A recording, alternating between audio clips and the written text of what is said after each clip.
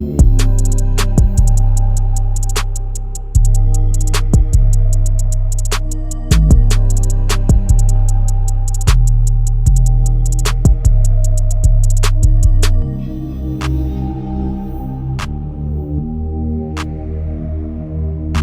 back to the Team to Beat Miami Heat podcast, your one-stop shop for daily Miami Heat content. My name is Amir, pushing to 3,000 subscribers. So if you guys do enjoy the content, don't forget to subscribe to the channel. It would mean a lot to me. So thank you again. So for this episode, I want to talk about Christian Wood, and he was recently waived by the Los Angeles Lakers. Hasn't played a single game this season for the Lakers. Has been out due to knee surgery, and he's going to be a NBA buyout candidate now, and NBA teams are going to have the ability to sign him, and they need to sign him before March in order for him to be available for the playoffs. And so I want to talk about his fit with the Miami Heat team and to see if the Miami Heat should take a chance on Christian Wood and signing him to a contract. So Christian Wood, his journey in the NBA has been up and down, and there's no question that he's a talented player. He had a really good couple years with the Detroit Pistons, followed that up with the Houston Rockets, had a couple good seasons there, then was signed to the Los Angeles Lakers. He's been on the Lakers now he was on the Lakers for 2 seasons, last season and this season, but he was just cut. He also did play with the Dallas Mavericks as well and had a pretty good season there as well with them. But again, he's continued to be a journeyman in the NBA.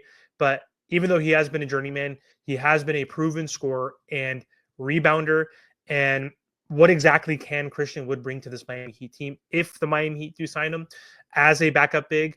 Well, one, for starters, he's extremely versatile. So he's 6'9". So this will give the Miami Heat front court size off of the bench. All they have right now really in the rotation is Jovic coming off the bench, but he plays more of a point forward.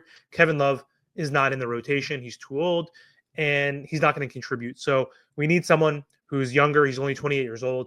He's 6'9", but he does have a 6'3" wingspan. And so he has the ability to stretch the floor, which is important. Last season, he shot 37% from three. So he could shoot the ball, he could score in the paint, and he's a capable rebounder. So rebounding is not his forte.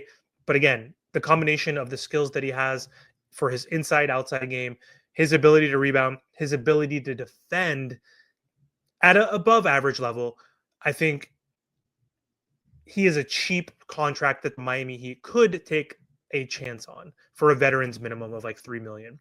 So how would he fit with this Miami Heat system? Again, one of his biggest strengths is his ability to stretch the floor, and he could play the 4 or the 5.